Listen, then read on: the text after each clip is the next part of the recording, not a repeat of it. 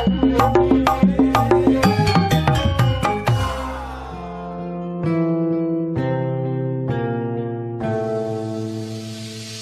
teka bendung kucimata anu nyakselakan mapai pipina. Tuluy we Pak Haji Hamid neruskeun eta caritaan. Begini Pak RW. Dulu kan di sini ada 3 orang pegawai, ada 4 dengan Ai.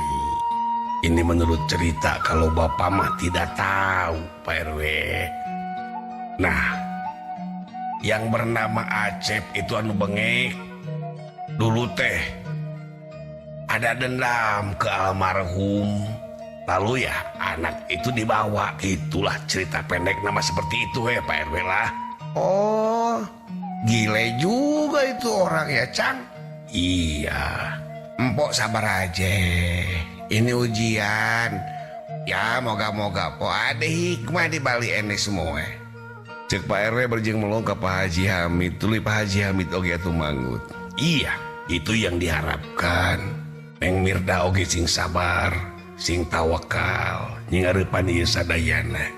Tangtosna ge nu maha kawasa teh Neng, maparinkeun ujian teh kanu sangem nyanakna. Tayona meureun Neng anu tiasa nampi ieu ujian. Mohon Bu, Ibu sing sabar we, sing tawakal. Sakali deui abdi nyukeun dihapunten Bu. Abdi anu lepat, tinggal witan kene abdi teu walaka ka Ibu. Henteu Den itu salah. Nuhun balama Deni tos mikanya Anggara. Mohon Bu, mudah-mudahan atuh tina sagala rupina sing engal-engal kabuka, kalayan sing engal kajait. Amin ya robbal alamin. Tah, Den getong leutik hate Den. Geningan tina alatan Deni jadi tukang ojek mawa maiti labuh. Tuluy nengar si Utet, tah ieu hasilna Den.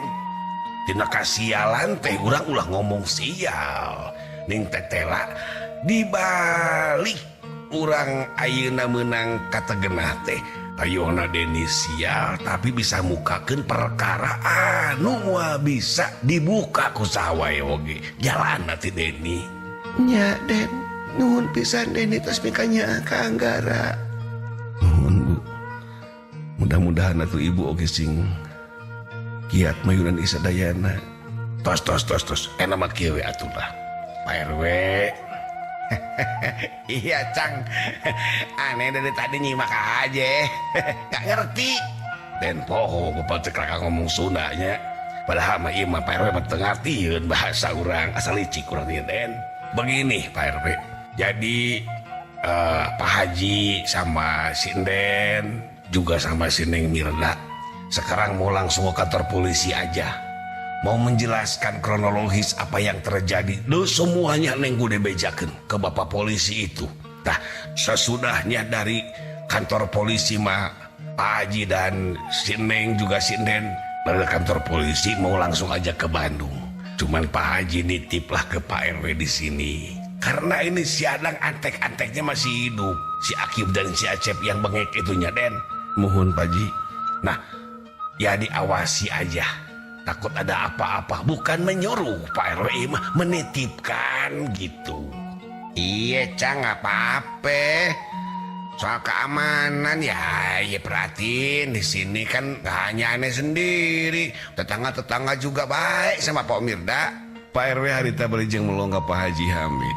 Geus kitu mah Pak RW jeung Pak RT pamitan ti urang salarea leos ngaleos ninggalkeun imah Bu Mirda. Hayu atuh Den urang angkat ayeuna Pak Haji. Hayu Neng, ngan saya nama Neng nyenak salin we atuh. Margi bilih lami engke di Bandung. Yang deui mending kene tiiskeun heula emutan di Bandung. Dek di bumi Pak Haji teu nanaon. Neng dek mapai ka dulur ka Cimahi ge teu nanaon. Ngan ieu mah urang angkat heula ayeuna ka kantor polisi. Ke di kantor polisi mah urang langsung we ka Bandung. Cek Pak Haji Hamid bari melong ka Bu Mirda anu keur cari mas-bas ku Cimata. Mohon Bu, saya nama nyenak gentos we atuh. Supados kin di ditu panginten Ibu tiasa nenangkeun laemutan. Atanapi Ibu tiasa mapayo ka wargi panginten di Cimahi. Bilih teu aya nu jejak mah wes ku abdi dijab-jajab we ka itu Bu. Nya atuh Den kesakadarnya Ibu nyenak heula gentos. Geus kitu mah tuh Bumirda ngaleos ninggalkeun urang duaan.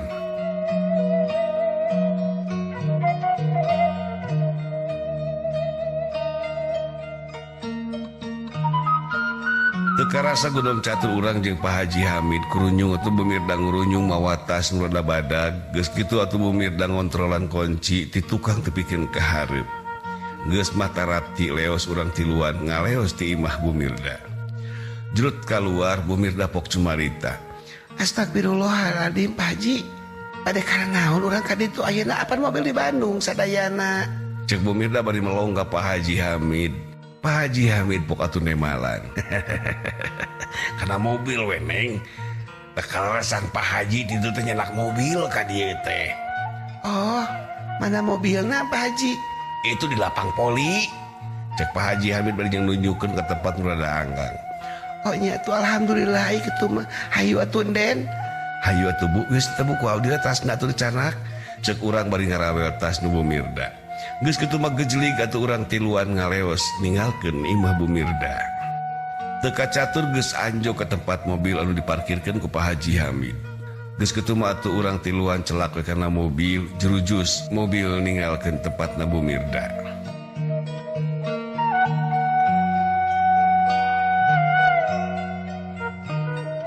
Teka catur di perjalanan serog urang geus anjog ke kantor polisi.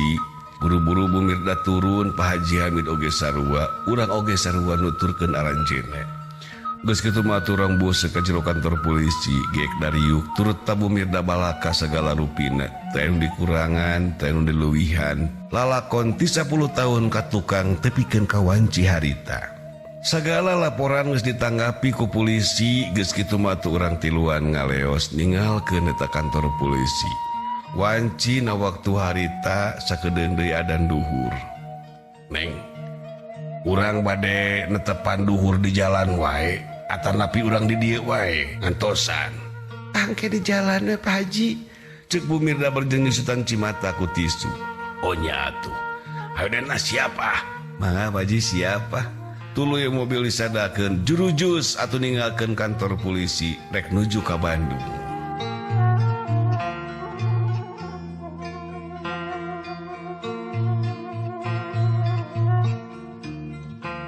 Di jero kendaraan Bumirda teu kendat ngan cerik jeung cerik we di jalan teh.